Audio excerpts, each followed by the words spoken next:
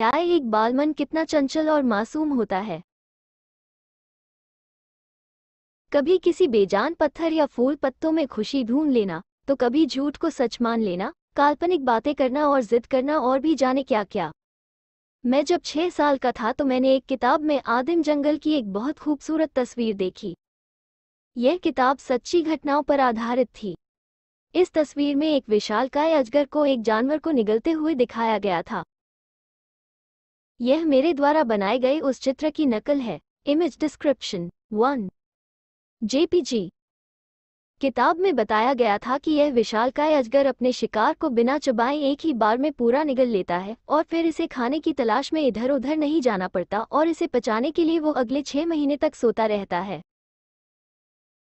फिर मैंने जंगल के रोमांचकारी तथ्यों का गहन अध्ययन किया और उसी के आधार पर अपनी पहली ड्राइंग बनाने में कामयाब हुआ।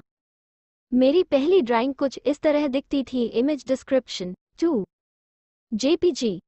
अपने इस पहले मास्टरपीस को मैंने अपने बड़ों को दिखाया और पूछा, क्या मेरी ड्राइंग डरावनी है? अरे, एक हैट से भला कोई क्यों डरेगा?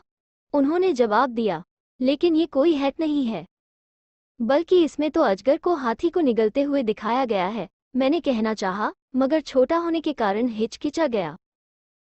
फिर मैंने अपने बड़ों को समझाने के लिए एक दूसरा चित्र बनाया जिसमें विशालकाय अजगर के पेट के अंदर का दृश्य अंकित था। बड़े बूढ़े अक्सर बच्चों की बातों को हल्के में लेते हैं और वे उनसे उनकी हर बात का स्पष्टीकरण मांगते हैं। मेरा दूसरा चित्र कुछ इस तरह दिखता था। Image description 3 JPG. सबने मुझे सलाह देते हुए समझाया कि अजगर के पेट के अंदर और बाहर के चित्र बनाना छोड़कर मैं अपना पूरा ध्यान भूगोल, इतिहास, अंकगणित और व्याकरण पढ़ने में लगाऊं। इस तरह 6 साल की छोटी सी उम्र में ही मैंने एक सफल चित्रकार बनने की इच्छा को पूरी तरह से त्याग दिया। शायद इसकी वजह मेरी दोनों ड्राइंग बनाने में मिली नाकामयाबी थी जिसने मुझे भीतर से पूरी तरह तोड़ दिया था। बड़ों में स्वयं इसे समझने का सामर्थ्य नहीं था और बच्चों के लिए उन्हें एक ही चीज़ बार बार समझाना बहुत मुश्किल काम था। इसलिए मैंने कुछ अलग सा रोमांचक करने का मन बनाया, कुछ बहुत अद्भुत जो मेरी चित्रकारी में असफलता की पीड़ा को भर दे। तभी मेरे दिमाग में हवाई जहाज चलाना सीखने का ख्याल आया। अब तक मैंने दुनिया भर की बहुत सी छोटी बड़ी उड़ानें भरी हैं और आज मुझे यह कहने में ज़रा भी संकोच नहीं कि मेरे इस सफ़र में भूगोल ने मेरा पूरा साथ दिया है। हालांकि स्टूडेंट लाइफ, विद्यार्थी जीवन में यह मेरा सबसे उबाऊ सब्जेक्ट विषय था, लेकिन आज इसकी मदद से ही मैं पूरी दुनिया का भ्रमण कर पाया हूँ। इसी ज्ञान की बदौलत मैं एक जैसे दिखने वाले चीन और एरिज़ोना में अंतर करने में सक्षम हो पाया। अगर आपको भूगोल का अच्छे से ज्ञान है तो आपको कहीं भी जाने से डरने की कोई आवश्यकता नहीं है। फिर आप चाहे तो रात को भी घूमने निकल सकते हो। परिणामस्वरूप अपने जीवन में बहुत से गंभीर, मजाकिया, गुस्सैल, शांत सब तरह के लोगों से मेरा पाला पड़ा है। अपनी जिंदगी का बहुत बड़ा हिस्सा मैंने अपने से काफ़ी बड़े लोगों के साथ बिताया है।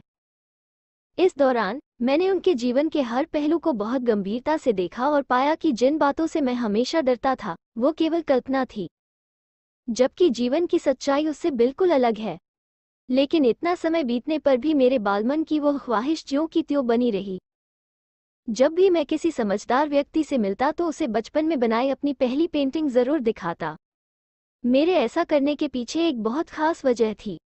दरअसल मैं जानना चाहता था कि वे लोग इस चित्र को वास्तव में क्या समझते हैं।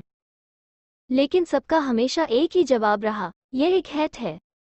मेरा मन निराशा से भर चुका था। इसीलिए मैंने अजगरों, आदिम जंगलों और सितारों के बारे में सोचना छोड़ दिया और लोगों से उनकी रुचि के अनुरूप पुल, गोल्फ, राजनीति और नेकटाई के बारे में बातें करने लगा। मेरे इस बदले हुए व्यवहार से घर के सब लोग खुश थे क्योंकि अब उन्हें मुझ में एक समझदार और योग्य व्यक्ति दिखने लगा था। अध्याय 2 कहने को तो सब